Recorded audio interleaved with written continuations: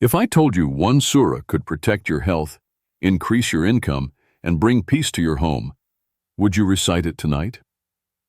This surah is short, just 4 verses, but carries the weight of an ocean. It's called Surah Al-Ikhlas, the surah of sincerity. When you recite it with true belief, your heart becomes lighter, your home becomes calmer, and your connection with Allah becomes stronger. After every prayer, recite Surah Al-Ikhlas 3 times. This simple habit opens doors of rizq, sustenance, eases difficult tasks, and surrounds your day with blessings. Want to heal from heartbreak, pain, or betrayal?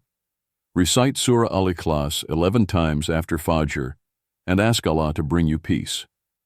People have felt emotional healing through this practice.